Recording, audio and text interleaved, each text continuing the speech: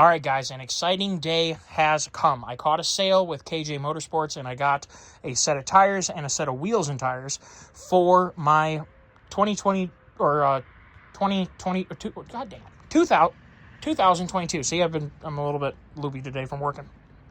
2022 Polaris Ranger 1000 Not XP, factory 12-inch wheels.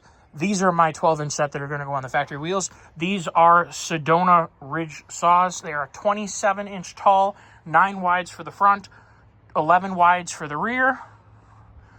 And these are going to be my if you want my all-season tires. We're going to do a dual set of tires for this thing. So we have more flexibility for trail riding, for snow removal, and for doing longer distance. In the summertime, we take the side-by-side to a lake or many different lakes to go swimming and relaxing and go see sunsets and different campgrounds, waterfalls, all that stuff. So these are much better for hard pack and on cutting off on like running down the side of the road and stuff like that. These are going to be great for doing high miles. I'm hoping that these sipes also help its performance in the snow. And I'm hoping that this center tread block right here offers really good wear long-term for doing hard pack stuff. And we'll still be able to get through some stuff with these nice side lugs and then also these cleaners on the inside that'll help clean mud out. I'm hoping that these are going to be good all around sand, rock, hard pack, and light mud. And hopefully not a whole lot of mud and hopefully not a lot of water because I don't like sinking my machine. So, a little bit of spoiler alert. I am 220 miles away from my Ranger as we speak right now. So, no, in this video it's not going to be on, but I wanted to show you the tires that I got and talk about them a little bit. Like I said, they're 27 inches tall. They look pretty good. Now we're going to unpack the big boys. The big boys are going to be my spring and fall set of tires, hunting season, muddy situations, that kind of thing. And ever since these tires came out, I've always wanted them. I've been thinking about them for like 5 years since they came out.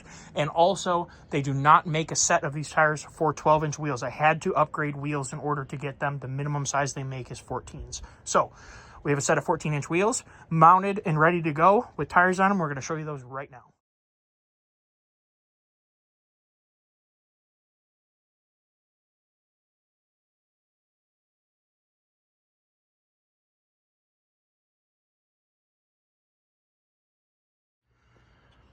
Well, in a stroke of terrible luck, they sent me the wrong thing.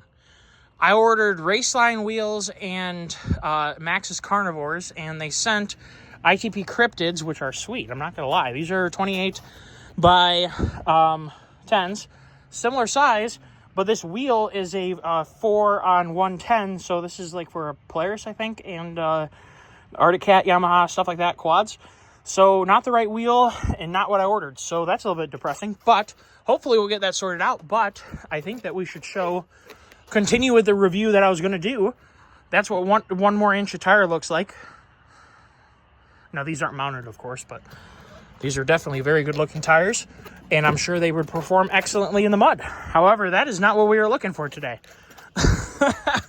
So I will get a hold of KJ Motorsports and find out what went wrong here. I just looked at my purchase listing and it definitely says what I ordered. So definitely a mistake. So we will see. It's not that they won't work, but they're a lot more aggressive than I was thinking. So when I was making the video on these, I was glancing at the sidewalls on these. I'm like, that doesn't look right. Well, it wasn't right. But nonetheless, that's what they look like. They look nasty. Compared to a all-terrain set, that's what they look like. Never know. Maybe they'll be on something if they don't want them back or however well this works. I will email them tonight and let them know of the mistake, and we'll go from there. Hopefully you guys enjoyed the review that wasn't meant to be. Take care all and have a great day.